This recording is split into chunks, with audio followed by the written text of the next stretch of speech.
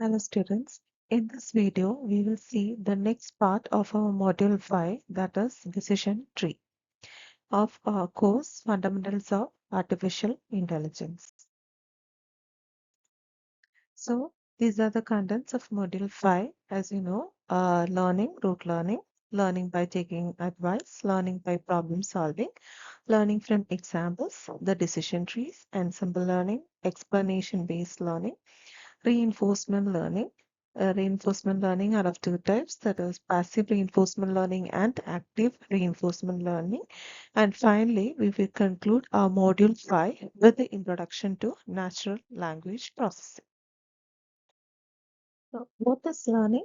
The act, process, or experience of gaining knowledge or skill. And also you can tell like behavioral modification, especially through experience or conditioning. So mainly learning refers to improving performance based on our past experiences. So instead of programming rules for each and every situation, what we can do, we can provide the data and the system will try to discover the patterns that can predict the future. For example, if you are considering humans, humans learn when to carry an umbrella by observing what the weather conditions, right? So without formal rules, we learn associations between the clouds, humidity, wind, and rainfall. Similarly, machines will try to analyze the past examples in order to build some predictive models. So one of the most important type of the predictive model in order to perform such task is the decision tree. Before moving into the technical explanation of decision tree, we will consider a simple example of decision making process. Okay, so your question is what to do this weekend. So first question you're going to ask is, are my parents visiting? If it is yes, I will go to cinema. Otherwise, I will check another condition. Okay. Next, we have some cases, right? So, is it sunny? If it is yes, then I will play tennis. So, next question, if it is windy and I am rich, if both conditions are satisfied, then I'll go to shopping. Next one, is it windy and I am poor? So, if these two conditions are satisfied, I'll go to cinema. Is it rainy? Then I will stay home. So, what is happening here? You keep asking questions until you reach one final destination. So, similarly, a decision tree is a method which is used to make the decisions step by step by asking each and every questions as we did for this decision making. So, it looks like a tree structure. Each question you can consider as a branch, each answer you can consider as a path, and the final result will be your decision. As we discussed in the previous slide, decision trees are supervised learning models which is mainly used for the classification purposes. So this resembles like a tree structure, right? You have a decision node, that is the root node, green one, and then you have subtrees. That is, you have decision nodes as well as leaf nodes. So root node is your first decision, and then you have internal nodes as well as branches. Leaf nodes are the final classification. Okay, so decision trees mimic the human reasoning and where we ask a sequence of questions to reach a conclusion. Okay, so each question narrows the possibilities. Now, in this slide, we will see top-down induction of decision tree ID3. So, ID3 is nothing but it is a method to build a decision tree by starting from its top node and ask for the better question. Okay, that means we should ask best question first, and then it should be divided further until we get the final decision. So, think like playing 20 questions game. What will you do? You will ask smart question in order to reach what? The final answer, in order to reach it very fast. So now we have 5 steps of decision tree ID3. Now we'll see one by one. So first one is the best decision attribute for the next node A. This means that you have to choose the best attribute. Okay, the best attribute has to be selected. From all the available questions, we should select the one which separates the data, okay, in a best manner. So without asking some random questions, you can ask the best question or better question. For example, if you are considering like, is it raining? That is your question. So you are considering that as your best attribute, okay? Next one is assign A as decision attribute for the node. Okay, so this becomes the main branch of the tree. So for example, you're considering root node as the weather condition. Okay, next one is for each value of A, create new descendant. Now you have to create the leaf nodes for this root node. That is, each possible answer will become a branch. For example, our root node is weather condition. Now we are going to make branches. You can branch it as branch 1 sunny, branch 2 rainy, and branch 3 as windy. Next one is step 4, sort training examples to leaf node according to the attribute value of the branch. This means that you have to divide data based on the answers. Okay, so we have to put examples into different groups according to the answer which we are getting. Okay, so the example you can tell like all rainy days go to the rainy branch. Okay, all the rainy attributes will go to rainy branch. Next one is if all the training examples are perfectly classified, stop, else iterate over new leaf nodes. This means that whenever you're getting your classification as clear, then you can stop the algorithm. Okay, this means if all the examples in one branch give same result, stop. Okay, that will become your leaf node or the final classification or final decision. This means that, for example, you can tell like if it is rainy, then you can stay home. Then no more questions will be added to it. So what will the ID3 do? ID3 builds a decision tree using a top-down approach by selecting the best attribute at each step.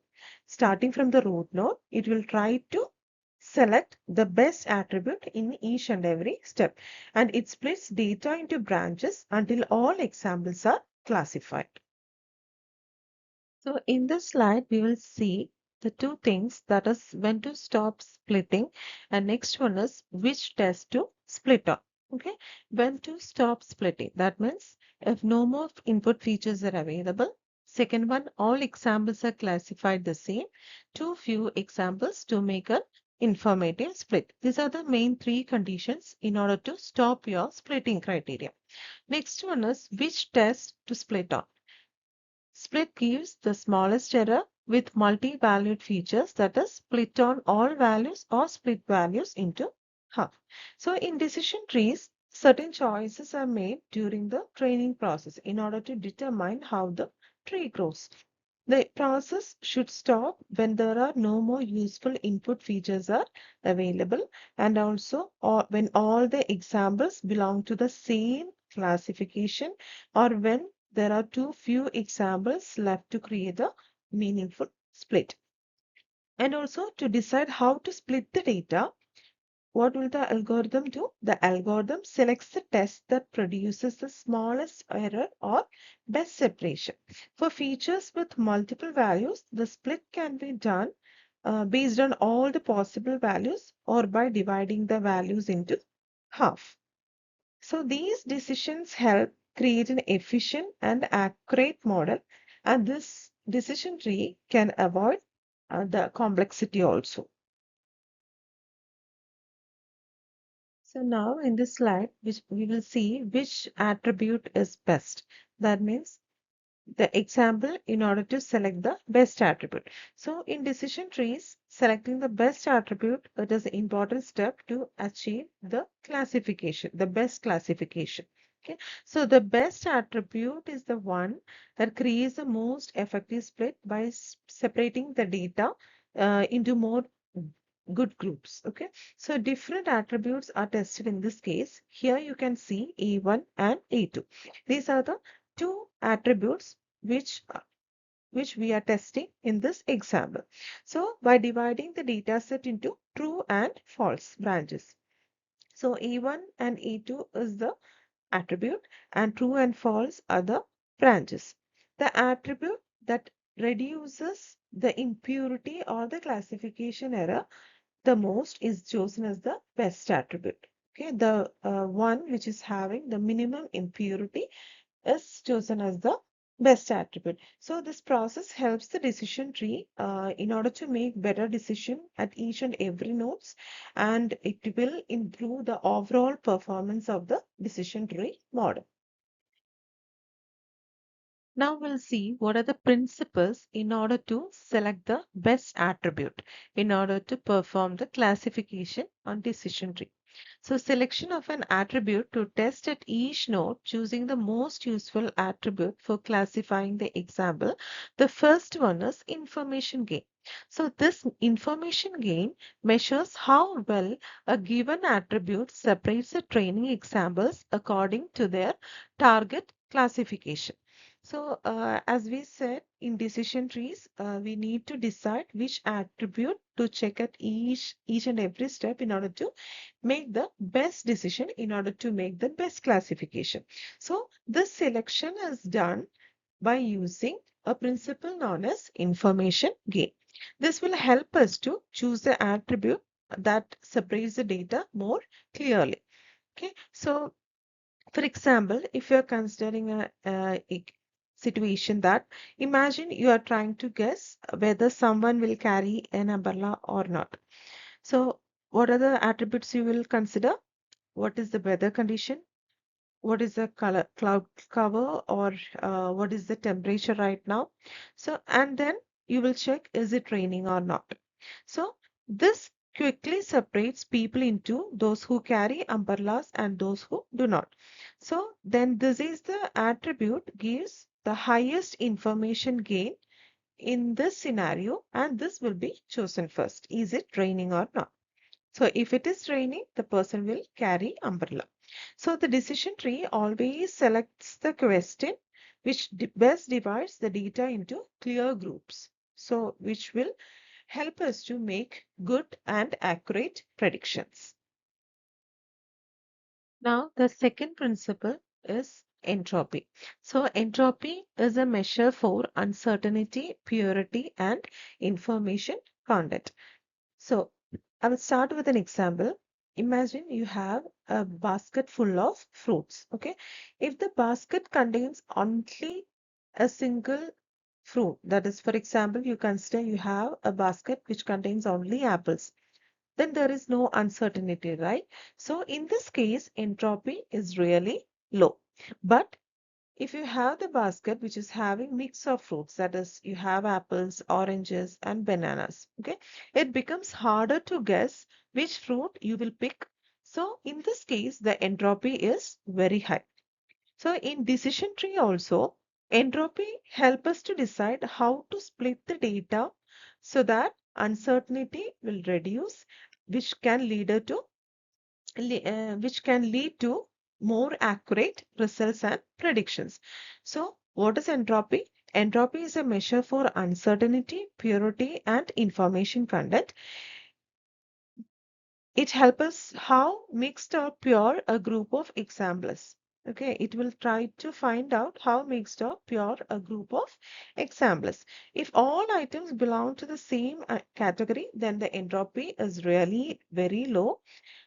But if the categories are mixed, like as we saw in our example, if you have a basket with different types of fruits, then your entropy level will be high. So now we'll see how to calculate information gain. That is, gain S comma A is the expected reduction in entropy due to partitioning S on attribute A. So information gain in decision tree will tell us how much uncertainty is reduced after splitting the data using a particular attribute. So it mainly helps us to choose the best feature in order to divide the data set. So first what we'll do, we will calculate the entropy, which means how mixed or uncertain the data is. Then we split the data using an attribute and calculate the new entropy for each group. That is what we are saying in our slide. Okay. So information gain is simply the difference between the original entropy, that is entropy of S, and the remaining entropy after the split. Now, in this example, we can see one thing, right? Entropy 29 plus and 35 minus, which means that your data set S is having 29 positive examples and 35 negative examples. When we are calculating entropy based on our equation, which we saw in our previous slide, the entropy of 29 positive and 35 negative samples is 0.99, which means that data is uncertain. Okay. Now we will try to test the data with different attributes.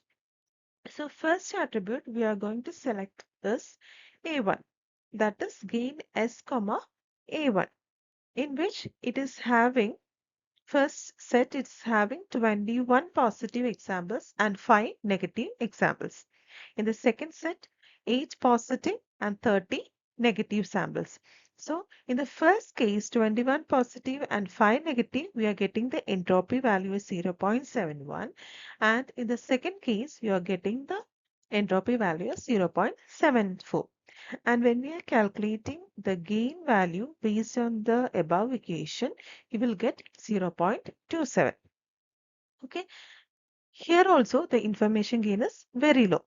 Now you are going to calculate with the attribute A2. Here you are having another two conditions. That is first one entropy 18 plus and 33 minus. That is 18 positive and 33 negative, in which you are getting the entropy value is 0.94. And in the second case, H plus and 30 minus, you are getting the entropy value 0.62. And when we calculate our information gain, our gain value is 0.12. Comparing A1 attribute and A2 attribute, A1 attribute produces higher information gain, right? So in this case, A1 attribute reduces uncertainty. So what will we do? We will select the value, gain value, which is having the higher, right? So A1 attribute is having 0.27. Now A1 is selected as the best attribute for the decision tree. Now we'll see a sample training data set. That is, this data set will help us to decide whether to play tennis based on the different attributes like outlook, temperature, humidity, wind. So based on this, we can decide whether you can play tennis or not.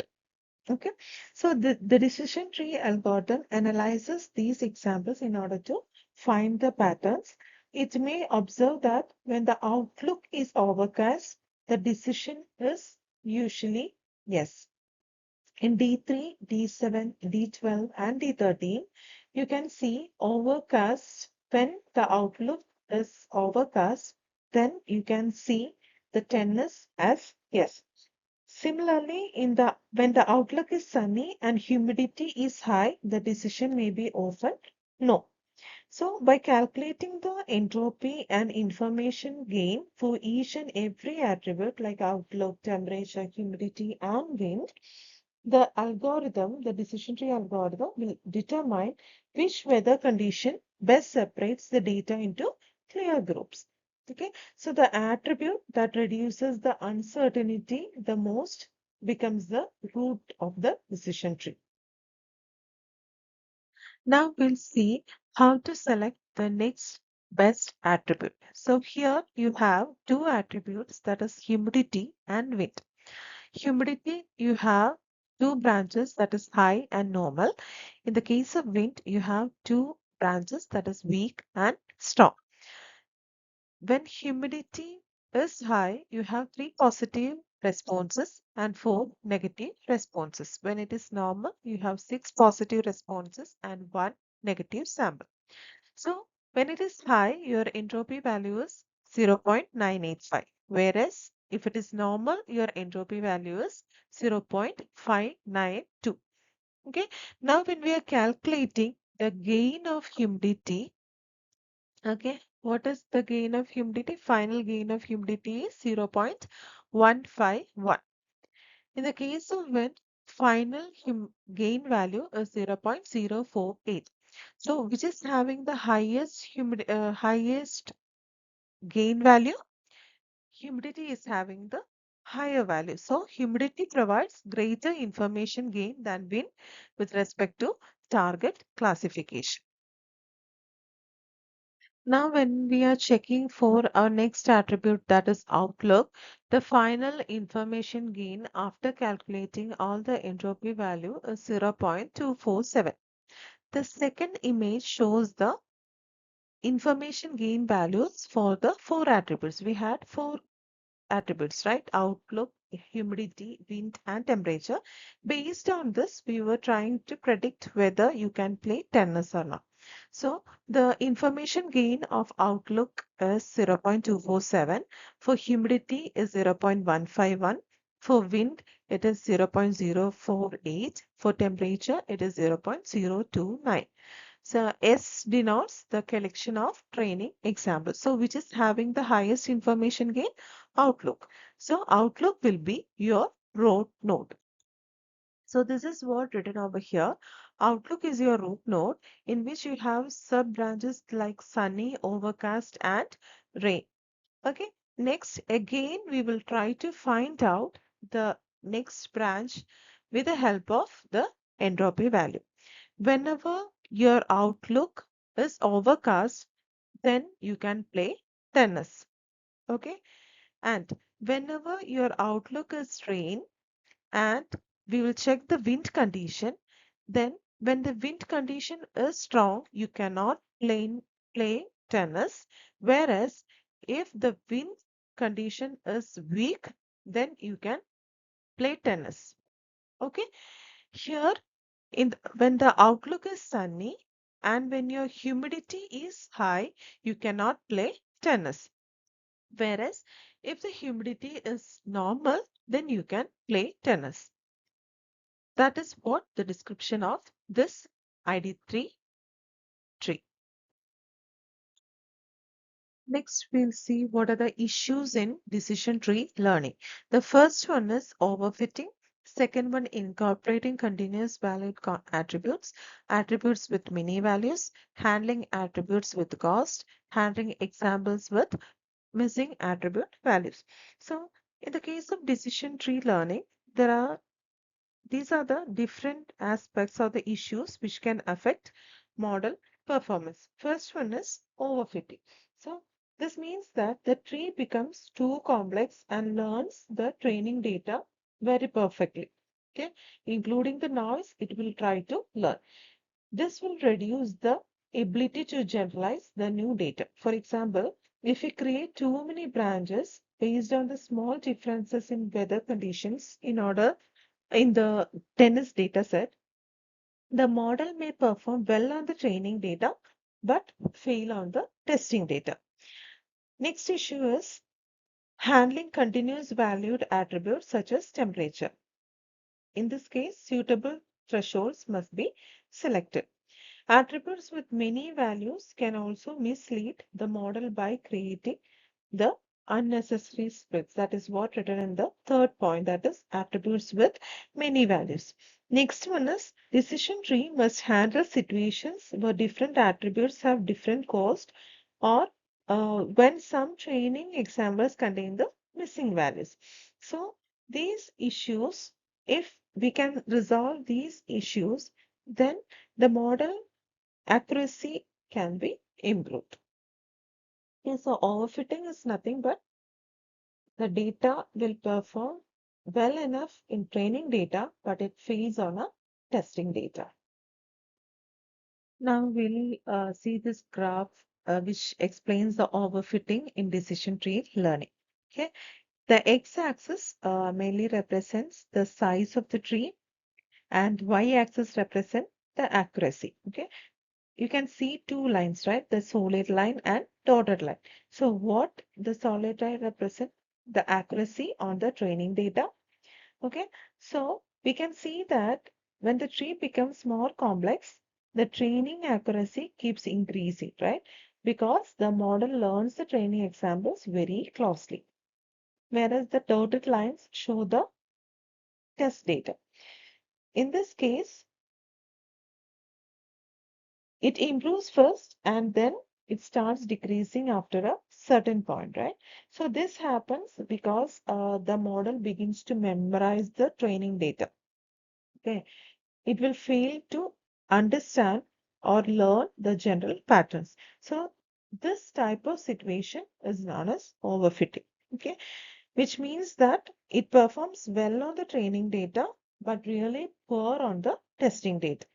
Okay, an optimal tree size should be chosen when test accuracy is highest in order to achieve the good generalization. Now we'll see how to avoid overfitting. Okay, in the previous slide, we saw what are the causes of overfitting. First one, when the training data contains errors or noise. Second one, small number of examples are associated with the leaf nodes. Now, how can you avoid this overfitting? First one is pre-prune. Second one is post-prune. Pre-prune means stop growing when data split not statistically significant. Okay, which means that do not split a node unless the split provides a meaningful improvement. That is, you should have when you have minimum information gain or maximum depth or minimum samples per leaf. Next one is grow the full tree, then post prune it. That is, first you should allow the tree to grow fully, then remove the branches which do not improve the performance on the validation data. So two methods. First one is pre-pruning and the next one is post-pruning. Next one is how to select the best tree. So first one is measure performance over training data. Next one is measure performance over separate validation data.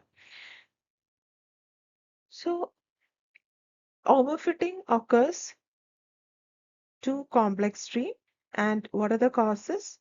Noise and very small leaf nodes. And solutions are pruning plus validation based model selection. Now we'll see reduced error pruning. This is a type of post pruning technique which is used in the decision trees in order to reduce overfitting. Okay, so first you will have a data, right? That available data is split data into training and validation set. So a full decision tree is grown using the training data, even if it overfit. So after that, once the tree is fully grown, pruning will be performed. That is, pruning is performed by repeatedly by removing all subtrees and replacing them with the leaf nodes. So after each removal of the branches or of the subtrees, the performance of the tree is evaluated on the validation set. Okay, the data is divided into training and validation set. Once the tree is grown, it will evaluate and then based on that the subtrees will be removed or pruned and then validation accuracy will be calculated on the validation set. So this process will continue until further pruning causes a drop in the validation accuracy. Okay, so you can see a graph of the effect of reduced error pruning in which you have training data, test data, and on test data during pruning. This means that the validation accuracy increases as overfitting is reduced, right? But the excessive pruning can later decrease the accuracy because of the underfitting. Okay, so next you can see rule post pruning, which is the another post pruning approach where the decision tree is first converted into a set of if then rules.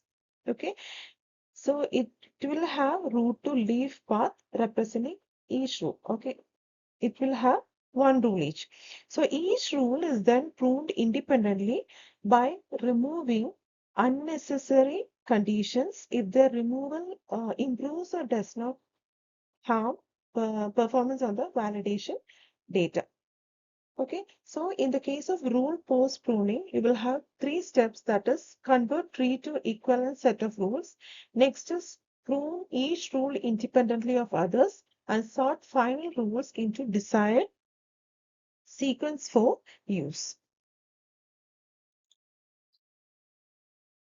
Next, converting a tree to rules. That is, this is our tree and how you can convert a tree to rules. That is, in this case, if outlook is sunny and humidity equal to high, then play tennis equal to no. That is, you're converting a tree into rules, which is if then rules. So from this diagram or from this tree, you can clearly identify that if your root node outlook is equal to sunny and humidity equal to high, then you cannot play tennis. Whereas if outlook equal to sunny and humidity is equal to normal, then play tennis. Okay. And another rule would be if outlook equal to overcast, then you can play tennis. Next one is if outlook equal to rain and wind equal to strong, then play tennis equal to no. Next one, if outlook equal to rain and wind equal to weak, then play tennis equal to yes. So in this presentation, mainly we saw about the decision tree.